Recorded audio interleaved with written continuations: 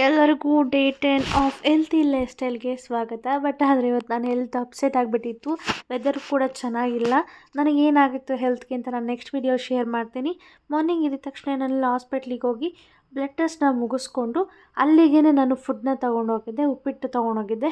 ಬಂದು ಜ್ವರ ಇದ್ರೂ ಫಿಸಿಕಲ್ ಆ್ಯಕ್ಟಿವಿಟಿ ಕಂಪ್ಲೀಟ್ ಮಾಡಬೇಕು ಅಂತ ಇಲ್ಲಿ ವಾಕ್ ಮಾಡ್ತಾಯಿದ್ದೀನಿ. ಎಕ್ಸಸೈಸ್ ಮಾಡಿದ್ರೆ ಇನ್ನೂ ಸ್ಟ್ರೈನ್ ಆಗುತ್ತೆ ಅಂತ ವಾಕಿಂಗಲ್ಲಿ ಫಿಸಿಕಲ್ ಆ್ಯಕ್ಟಿವಿಟಿ ಮುಗಿಸಿ ರಾತ್ರಿ ಊಟಕ್ಕೆ ಮುದ್ದೆ ಸಾಂಬಾರು ಹಾಗೆ ಮೊಟ್ಟೆ ತೊಗೊಂಡೆ. ಅದಾದಮೇಲೆ ಡಾಕ್ಟ್ರ್ ಹೇಳಿದರು ಸ್ವಲ್ಪ ಸ್ಟೀಮ್ ತೊಗೋಬೇಕು ಅಂತ.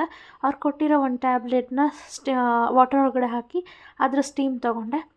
ಸ್ಟೀಮ್ ತೊಗೊಂಡ್ಮೇಲೆ ಸ್ವಲ್ಪ ರಿಲೀಫ್ ಅಂತ ಅನ್ನಿಸ್ತು. ಆದರೆ ಫೀವರ್ ಇನ್ನೂ ಜಾಸ್ತಿ ಆಯಿತು.